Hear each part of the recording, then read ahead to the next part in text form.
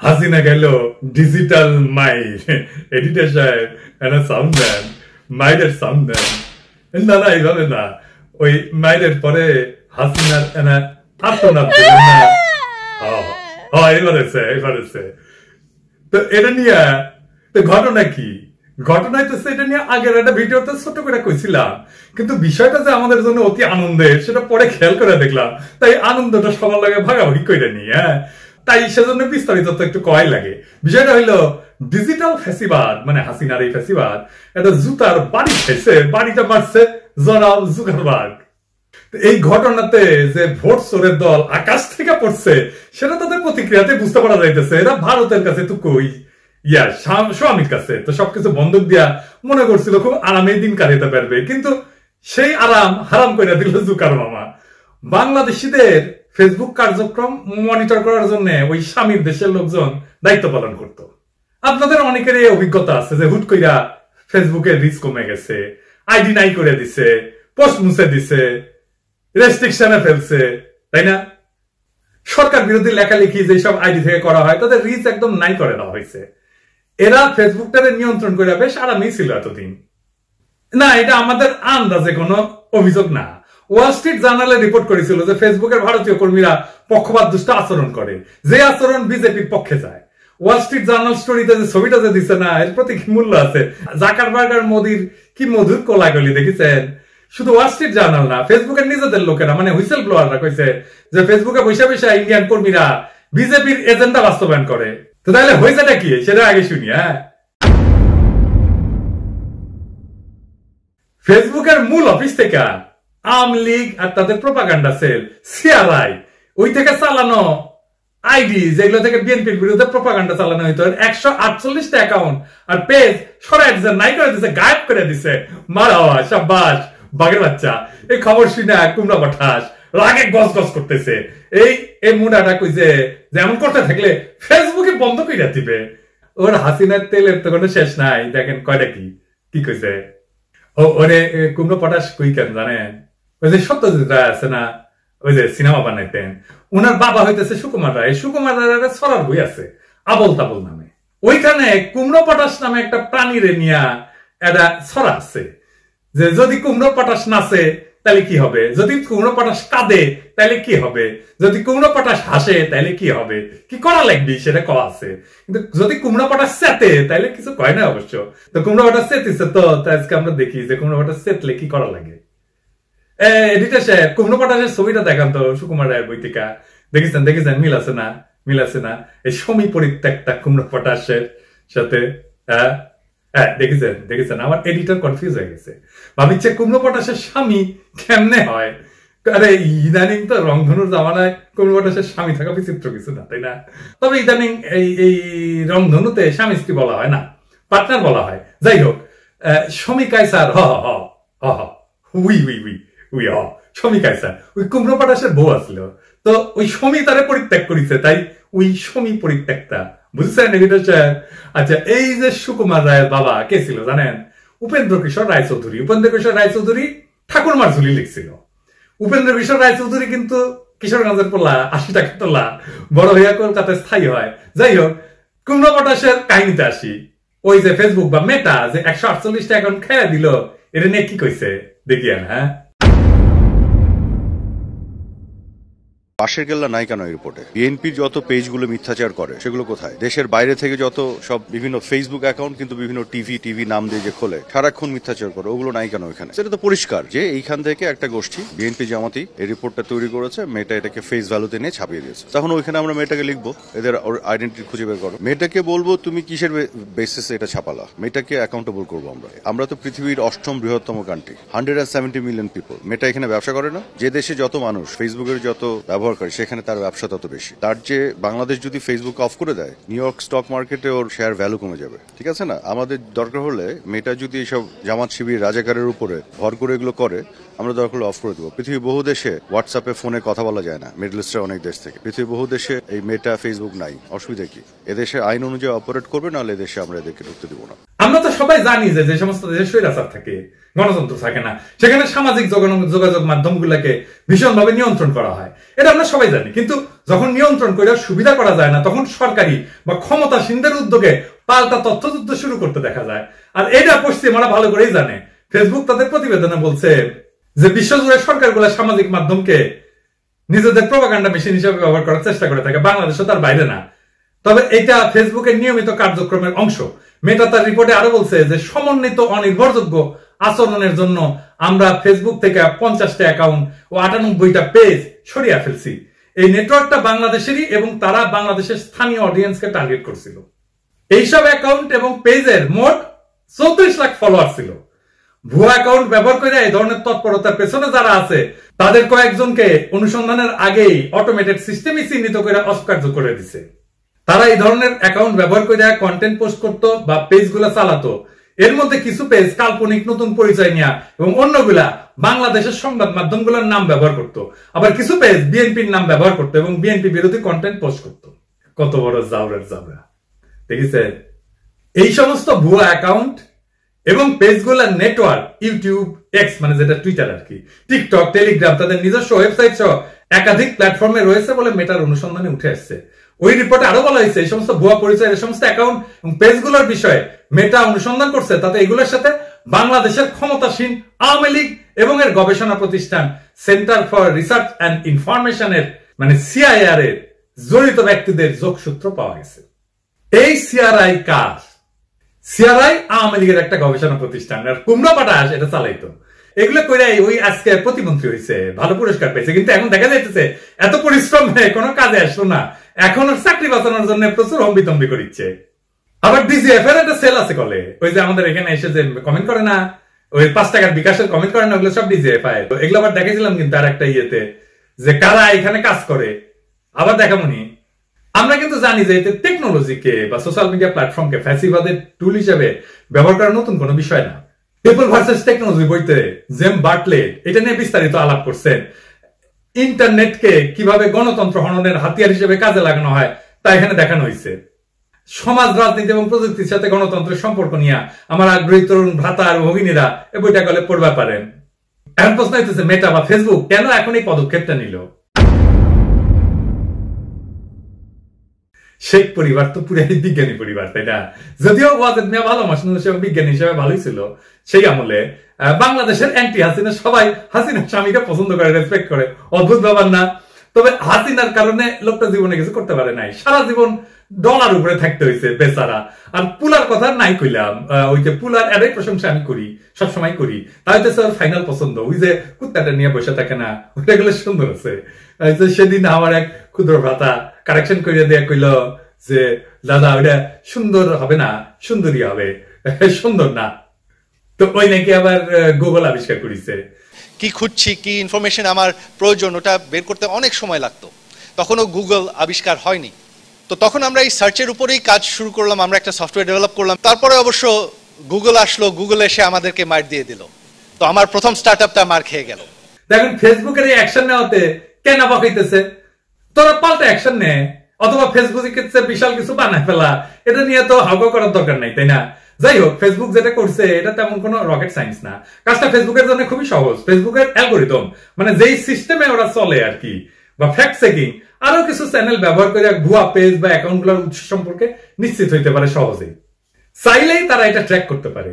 আর ফেসবুকের জন্য এটা কোনো নতুন কার্যক্রম না, বরং ঘৃণার বিস্তার বন্ধ করতে বা ক্ষতি বন্ধ করতে অনেক দেশে এরকম তারা কইরা থাকে। আর হাসিনার মতো জাউরা সরকারগুলা সামাজিক মাধ্যমকে প্রোপাগান্ডা মেশিন হিসেবে ব্যবহার করতে চাইবেই, এটাই স্বাভাবিক। আপনাদের হয়তো অনেকেরই মনে আছে বাংলাদেশের দ্বাদশ দামি নির্বাচনকে সামনে রেখা গত বছর অগাস্টে মেটার কর্মকর্তারা ঢাকা আইসা নির্বাচন কমিশনের কর্মকর্তাদের সাথে বৈঠক করেছিল।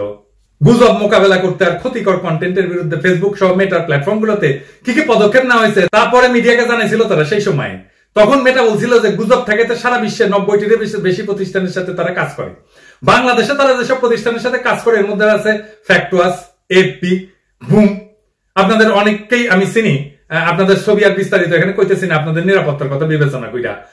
এই প্রতিষ্ঠানগুলো আপনারা যে ফ্যাক্ট চেক করতেছেন, এটা যে শুধু দায়িত্ব বা পেশা হিসেবে করতেছেন তা মনে করি না এটা আপনাদের আন্দোলনেরই অংশ। অবশ্যই এই জন্য জাতি উপকৃত হবে এবং আপনাদের আমরা অভিনন্দন জানাই, কৃতজ্ঞতা জানাই। সরকার আপনাদের রাজনৈতিক উদ্দেশ্য খুঁজে বের করার হুমকি দিচ্ছে, আপনাদের চেতনার বিরুদ্ধে সৈনিক হিসেবে ঘোষণা দিয়া হয়তো হয়রানি করতে পারে, তাই সতর্ক থাকবেন আর এই কাজ অব্যাহত রাখবেন। আরো কিছু আছে, এই যে রিউমার স্ক্যানার, এটা জাউরা গলে, হ্যাঁ এরা বলে হ্যাকারের গ্রুপ, বুঝেছেন? এটার প্রমাণ পাইছি, এটা নিয়ে আরেকদিন ধর্ম নেই। হ্যাঁ এরা কিন্তু আসলে হ্যাকার, এখন সাজিছে রিউমার স্ক্যানার, গুজব নাকি এরা আইডেন্টিফাই করে। এরা কিন্তু হাসিনার কুত্তা, বুঝেছেন? হ্যাঁ এটা যেটি পাবেন সেটি দিবেন, গদাম দিবেন এটাকে। যাই হোক, মেটা তাদের প্রতিবেদনের আরেকটা ইন্টারেস্টিং বিষয় জানিয়েছে, সেটা হইলো যে কোনো বিষয়ে গুজব ছড়ায় পড়া পরে সেই ঘটনা সংক্রান্ত সঠিক খবর বা পোস্টের লিঙ্ক বেশি করে প্রচার করা হয়, যেন ব্যবহারকারীরা ওই নির্দিষ্ট বিষয়ে সঠিক তথ্য জানতে পারে। তার মানে এখন ফেসবুকে লিঙ্ক বিরোধী পোস্ট কন্টেন্ট বেশি গুরুত্ব পাবে, দেখেছেন না ফেসবুকে? হ্যাঁ ইদানিং কালে আমাদেরও রিচ বেড়ে গেছে, হ্যাঁ সরকার বিরোধীদের রিচ বেড়ে গেছে। এতদিন শত শত পেজ এবং হাজার হাজার আইডি ব্যবহার করিয়া 250 টাকার কামলা নিয়োগ কইরা ফেসবুক যে সমস্ত প্রোপাগান্ডা তারা ছড়াইছে, এইটা ড্যামেজ রিপেয়ারের অংশ হিসেবে বিরোধীদের পোস্ট গুরুত্ব পাবে। এইবার বুঝেছেন তো আমাদের কেন আনন্দিত হওয়ার বিষয় আছে। বলে এইখানে আমাদের একটা বিজয় হয়েছে, একটা স্পেস খুলে গেছে আমাদের জন্য, এটা অবশ্যই খুশির খবর। এইরকম সরকারি গুজব কারখানাগুলো ঠেকাইতে তারা নিয়মিত তাদের আর্টিফিশিয়াল ইন্টেলিজেন্স সিস্টেমের উন্নয়ন করছে বলে জানাইছে তারা। কাজে ভবিষ্যতে ফেসবুকে চেতনার বাণিজ্য বিস্তার যে আর সম্ভব হবে না, এটা নিশ্চিত করে বলা যায়। 2018 সালে সেই 900 ভোটের আগে ফেসবুক আর টুইটার একই সাথে অনেকগুলো আওয়ামী আইডি বন্ধ করে দিচ্ছিল। এটা করেছিল আশরাফুল আলম খোকন, তখন এই প্রাইম মিনিস্টার অফিসে বসতো, ওই উপ প্রেস সচিব না কি জানছিল আর কি। যাই হোক, ফেসবুক টুইটার দুইজনেই কইছিল কালারানির পিএম অফিসের সাথে যুক্ত ছিল এই অ্যাকাউন্ট গুলা। এই আশরাফুল আলম খোকন কিন্তু জাউরা, বুঝেছেন? ওর একটা গ্রুপ ছিল, ওর নাম ছিল সিপি গ্যাং। গালাই তো সব জায়গায় এসে একটা গ্রুপ করেছিল, ওদের টাকা পয়সা দিত, আর ওরা সরকার বিরোধীদের পোস্টে এসে মা বাপ তুলে গেলাই তো, খালি সারাক্ষণ গেলাই তো। এই জাউরাটা বুঝছেন? এই আশরাফুল আলম খোকন এখন আমেরিকাতে পালাছে। তুই জিটি পালা তো ধরা হবি, হ্যাঁ সময় আসুক, হ্যাঁ কোনো লাভ নাই, হ্যাঁ খাতার নাম উঠে গেছে তোর। তো যাই হোক, ওই আলাপটা ভুলে গেছিলাম, আবার ফিরে আসি যে ক্যাট এখন মেটা বা ফেসবুকে এই পদক্ষেপ নিতে গেল। ফেসবুকের দায়িত্বে থাকা স্বামীর দেশের কর্মকর্তারা আওয়ামী লীগের স্বার্থে সরকার বিরোধী লেখা এবং পোস্টের রিচ নিয়ন্ত্রণ করে আসছে 2018 সালের রাতের ভোট ডাকাতির পর থেকে। কাদালাইনের ডিজিটাল বাংলাদেশ গড়ার স্লোগান তুলে প্রথম দিকে তরুণদের মনোযোগ আকৃষ্ট করার চেষ্টা করছে। পরে অবশ্যই এটা যে ডিজিটাল ফ্যাসিবাদ তা তরুণ বুড়া সবাই বুঝতে পারছিল। ডিজিটাল ফ্যাসিবাদ বইলা ফরাদ ভাইয়ের একটা বই আছে, পারলে পড়েন, ভালো বই, বুঝতে পারবেন জিনিসটা আরো ডিটেইল। ডিজিটাল সিকিউরিটি অ্যাক্টের মতো কালা কানুন কইরা সামাজিক যোগাযোগ মাধ্যমকে এক খন্ড টুঙ্গি পানা বানানোর চেষ্টা করছিল, কিন্তু ফেসবুকের কর্তৃপক্ষের এই সিদ্ধান্তে সেই স্বপ্ন এখন স্বপ্নদোষে পরিণত হয়ে গেল। এরা মুখে ফিলিস্তিন নিয়ে অনেক হাক ডাকসারে, আর তলে তলে ইসরায়েল থেকে বিভিন্ন প্রযুক্তি গোপনে দেশের মাটিতে নিয়মিত সরবরাহ করতেছে। এই যে দেখেছেন না, এটা দেখেছিলাম আমি কিভাবে যে ভাতের হোটেলের হারুন জিয়া ইসরায়েলে নজরদারির ইকুইপমেন্ট কেনার ট্রেনিং করিচ্ছে। এই যে দেখেন, ট্রেনিং করেছে দুবাই গিয়া, নিজের প্রোফাইল আবার শেয়ার দিচ্ছে। এই যে দেখেন, তো কার ট্রেনিং করেছে জানেন? কোরসাইট সিকিউরিটি কোম্পানির সার্ভাইলেন্স যন্ত্রপাতি পরীক্ষা করিচ্ছে। তার মানে বাংলাদেশ সরকার এই কোরসাইট কোম্পানির সাথে সরাসরি কাজ করিচ্ছে। এই কোরসাইট কোম্পানি কে, কারা? আড়ি পাতা বা নাগরিকদের গোপনীয়তা ভেদ করে তথ্য আদায় নেওয়ার মতো যন্ত্র সরকার হরমেশে ব্যবহার করে, আর আমাদেরকে বলে গুজববাজ, আমরা নাকি গুজব ছড়াই। আর উল্টা কাদালানির সরকারি ফেক তথ্য ছড়ানোর যায় ফাইসা যাওয়াতে এই পুরা প্রকল্পটাই কৌতুককর হয়ে গেল। অনেক আওয়ামী লীগ নেতা এটাকে আমেরিকান নীতির অংশ হিসেবে চালানো কার্যক্রম হিসেবে দেখতেছেন। ভোট ডাকাতির পরে পশ্চিমা চাপ বাড়াইতে ফেবু তার সাথে তাল মিলাইছে বলে মনে করতেছেন অনেকে। সরকারকে সব দিক থেকে চাপে রাখার কৌশল হিসেবে সরকার সমর্থিত এই সমস্ত কার্যক্রম বন্ধ করে দেওয়া হয়েছে বইলা আওয়ামী লীগের লোকজনরাই মনে করতেছে। অনেকে আবার এটাকে বাংলাদেশ প্রশ্নে ভারত বনাম আমেরিকার লড়াই, এতদিন ভারত একতরফা সরকারের পক্ষে কাজ করছে ডিজিটাল ওয়ার্ল্ডে, তাই এবার আমেরিকা সরকারের বিরুদ্ধে সুযোগ পাইয়া এটা খেলে দিছে আর কি, এই সাহেব বলতেছে। তবে এই ঘটনা যে সরকারকে চিন্তায় ফেলছে তার প্রমাণ পাওয়া যায় বিষয়টা নিয়ে তাদের মন্তব্যের ধরন দেখা। কাদালানের বিশেষ সহকারী বিপ্লব বড়ুয়া আছে না, ওই কইছে যে নীতিমালা লঙ্ঘন করলে যে কোনো অ্যাকাউন্ট বা পেজ তারা সরাইতে পারে, কিন্তু সেটার সাথে আওয়ামী লীগ আর সিআরআই কে জড়ানোটা বিভিন্ন পক্ষপাতদুষ্ট রিপোর্ট দিয়া সুনাম ক্ষুণ্ণের যে আন্তর্জাতিক ষড়যন্ত্র চলছে সম্ভবত তাদেরই অংশ। ফেসবুক যাদের মাধ্যমে তথ্য নিয়েছে তাদের রাজনৈতিক পরিচয় বিশ্লেষণ করা উচিত ফেসবুকেরই। বিপ্লবের কান্নাকাটি দেখা এটা এখন বরং নিশ্চিত যে নির্বাচনের পরে এই ডিজিটাল ধোলাইটা পশ্চিমাদের দিক থেকে আসছে। এটা নিয়ে কাটাল রানীও তো বাণী বর্ষণ করেছে, দেখেছেন না? এই যে এটা কইছে যে সাইবার পুলিশ তৈরি করবি, হ্যাঁ কর, তুই কর, দেখি তুই কি পারিস, আর আমরা কি পারি সেটাও আমরা দেখাবো। তবে 7 তারিখের নির্বাচনের পরে ফেসবুকের এই সিদ্ধান্ত ঘোষণাটা দেখা এটা মনে হয় যে বিষয়টা নিয়ে তারা অনেক আগে থেকে কাজ করছে, এখন উপযুক্ত সময় দেখা ঘটনা ঘটাই দিছে। এখন এই ফেসবুকের এই পদক্ষেপ যে কারণেই না হোক না কেন, এটা ডিজিটাল দুনিয়ায় আওয়ামী লীগের তাফালিং যে শেষ সেটা নিশ্চিত। আমাদের এটা সুযোগ কাজে লাগায় গণতান্ত্রিক আন্দোলনকে আরো শক্তিশালী করতে হবে। মনে রাখতে হবে, সব সহযোগিতাকে স্বাগতম জানায় আমাদের কাজ আমাদেরকেই করতে হবে। এইবার কুমড়ো পটাশ তোর জন্য একটা পরামর্শ দিয়ে, একটা সলিড পরামর্শ, মেলা গালাগালি করি তো একটা পরামর্শ দিই, এটা হ্যাঁ দিব, আচ্ছা দিই। তোর গুজবের ফ্যাক্টরিতে একদিন যত পেজ আইডি তৈরি করেছে সব গেল গা, তার মানে সিআরআই পুরাই ফেল করলো। এখন কাঁচা কাম করেছিলি যে ফেসবুক সহজে ধরে ফেলাইলো, তো সব সাইজ করে দিল। তো এতদিন তো এই সমস্ত বুংবাং কাজ দেখায় এরা মন্ত্রী টন্ত্রী হসু, হ্যাঁ তো এখন মনে হচ্ছে যে চাকরি রক্ষা করা কঠিন, শ্রমিকও তো রক্ষা করতে পারিস নাই, ঠেকায় রাখতে পারিস নাই, চাকরিও চলে যাবে, শ্রমিও গেছে, তোর মন্ত্রিত্বও যাবি, বোঝা যাচ্ছে। তো কাজ শেষ হলে কাজে না রাখলে বেঞ্জির আজিজের মতো উষ্টা খাওয়ার নজির তোর সামনেই আছে। এই বিপদের সময় তোরা একটা উপকার করি, একটা পরামর্শ দিই, যে কোনো জায়গা দখল করিয়া এটা গুজব লীগ নামে একটা দোকান খুলে ব্যবসা শুরু করতে পারিস। তোর দলে তো প্রচুর মাথা মোটা লোক আছে, দোকান জমাইতে বেশি সময় লাগবে না। সৈনিক লীগ, প্রজন্ম লীগ, কালাকোট লীগ, এরকম কত লীগ না আছে, এটা গুজব লীগ বানিয়ে ফেল, ব্যবসা মন্দ না, গুজব লীগও চলবে, হ্যাঁ ইনশাল্লাহ। বাজার খারাপ হবে না, মন খারাপের কিছু নাই, তোদের নাকি সাহসের কোনো অভাব নাই, খালি শুরু করলেই হয়, কইরা দে। হ্যাঁ আর একটা কাজ করতে পারিস, গুজব তো মুক্তিযুদ্ধের চেতনা, তাই না? এই যে দেখ মুক্তিযুদ্ধে গুজবের ভূমিকা নিয়ে আর্টিকেল লিখেছিল বিডি নিউজ 24-এ। গুজব কত বড় ভূমিকা রেখেছে, প্রগতিশীল ভূমিকা রেখেছে, ইতিবাচক ভূমিকা রেখেছে মুক্তিযুদ্ধের সময়। হ্যাঁ সেটা তো তোরা নিজেরাই কইছো, এটি কইছো, তাই না? হ্যাঁ মেলা মিছা কথা কইছিল মুক্তিযুদ্ধের সময়। তো আর আমার কইস গুজব বাজ, আর তোকে ওই যে আরে ওই যে সোহরাওয়ার্দীর বডিগার্ড, ওর চাইতে বড় গুজব বাজ আছে নাকি? যে 30 লক্ষ শহীদ হয়েছে কইছে 1971-এ, পরে 30,000 খুঁজে পায় না, এটা গুজব না? হ্যাঁ খুঁড়িস কার জন্য কবর, আর কে যায় কবরে?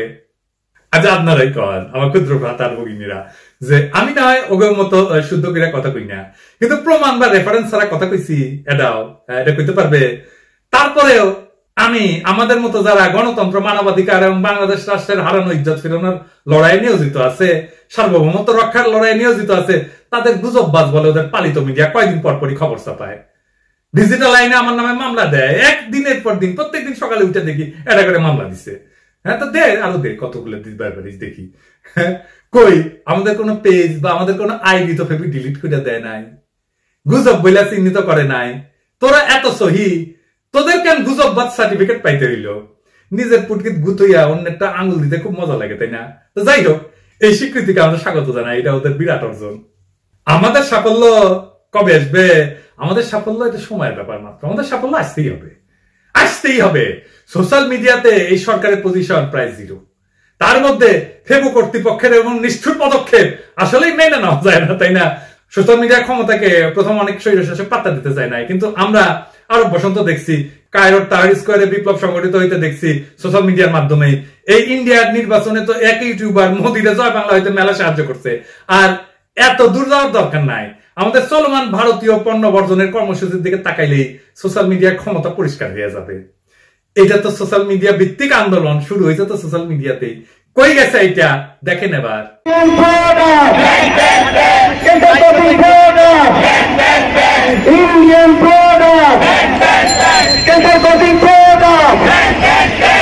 আজকে আপনারা দেখেছেন যে কিভাবে বাংলাদেশের পরপর 3টি নির্বাচনের নগ্ন হস্তক্ষেপের মাধ্যমে বাংলাদেশের জনগণের অধিকার, ভোটাধিকার এবং গণতন্ত্র হত্যা করেছে ভারত।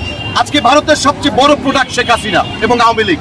আমরা আওয়ামী লীগকে বয়কট করার আহ্বান জানাচ্ছি, শেখ হাসিনাকে বয়কট করার আহ্বান জানাচ্ছি। আপনি দেখেছেন মানুষের ঘৃণার বহিঃপ্রকাশ কিভাবে তারা আমাদের এই আন্দোলনের সাথে সম্পৃক্ত হচ্ছে। সামাজিক যোগাযোগ মাধ্যমে একটি আন্দোলন ছড়িয়ে পড়েছিল, এখন সেটা রাজনীতি থেকে শুরু করে বাংলাদেশের 56,000 বর্গ কিলোমিটারে ছড়িয়ে পড়েছে।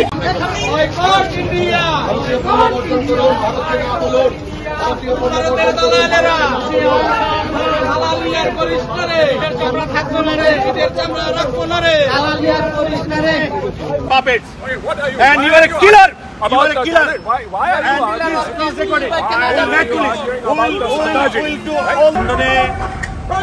ইন্ডিয়া হাউস, ইন্ডিয়ান হাই কমিশনের সামনে শত শত হিউম্যান রাইটস ডিফেন্ডার আজকে সমবেত হয়েছে একটি কথা বলার জন্য।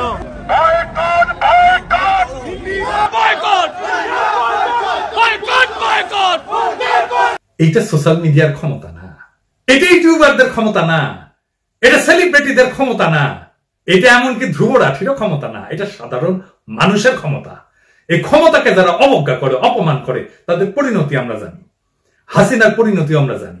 শুধু সেই পরিণতিতে দেখার অপেক্ষায় আছি।